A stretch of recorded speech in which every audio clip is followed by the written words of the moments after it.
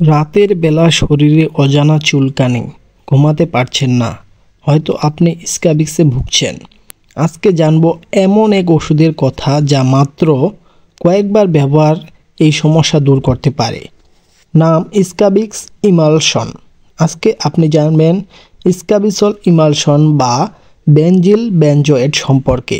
এর কাজ কী, কেন ব্যবহার করা হয়, কিভাবে ব্যবহার করবেন, পার্শ্ব প্রতিক্রিয়া ও সতর্কতা সব সহজভাবে। স্ক্যাবিসল ইমালশনের প্রস্তুত ও বাজারজাতকারক কোম্পানি হলো জেসন ফার্মাসিউটিক্যালস লিমিটেড। একটি স্ক্যাবিসল ইমালশনের দাম ৩৫ টাকা করে। স্ক্যাবিসল ইমালশন কি?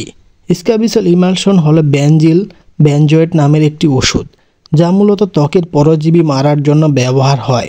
এটা এক ধরনের লিকুইড বা ইমালশন, ত্বকে লাগাতে হয়, খাবার ওষুধ না। ওষুধটির কাজ কিভাবে করে? এই ওষুধটি স্ক্যাবিক্স বা চুলকানি মাইট নামের পোকাকে মেরে ফেলে। এই মাইট আমাদের ত্বকের নিচে ডিম পাড়ে আর সেখান থেকে হয় চুলকানি। স্ক্যাবিসল ত্বকের ভেতরে ঢুকে সেই পোকা ও ডিম দুই ধ্বংস করে দেয়। কেন দেওয়া হয়?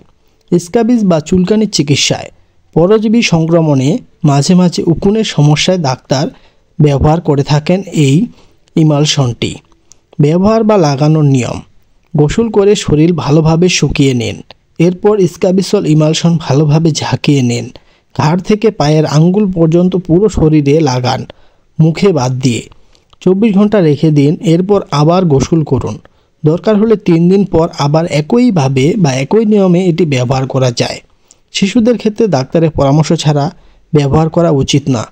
পার্শ্ব প্রতিক্রিয়া: কিছু মানুষের ক্ষেত্রে হতে পারে ত্বকে জ্বালা পোড়া বা চুলকানি, ত্বক শুষ্ক বা লাল হয়ে যেতে পারে, চোখ বা মুখে লাগলে জ্বালা হতে পারে, তাই সেখানে লাগানো যাবে না।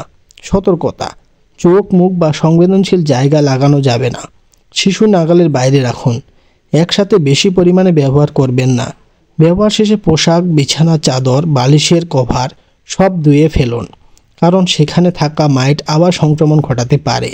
যদি আপনি বা আপনার পরিচিত কেউ চুলকানি বা স্ক্যাবিক্সে ভুগে থাকেন, তাহলে এই ভিডিওটা ওদের সাথে শেয়ার করুন। একটা ছোট শেয়ার হয়তো কারো দীর্ঘদিনে চুলকানি থেকে মুক্তি দিতে পারে। আর হ্যাঁ, ভিডিওটি ভালো লাগলে একটা লাইক দিন আর সাবস্ক্রাইব করতে ভুলবেন না এরকম স্বাস্থ্য বিষয়ক বা ওষুধ বিষয়ক পরামর্শের ভিডিও পেতে। ধন্যবাদ। দেখা হবে আবার নতুন কোনো ভিডিওতে।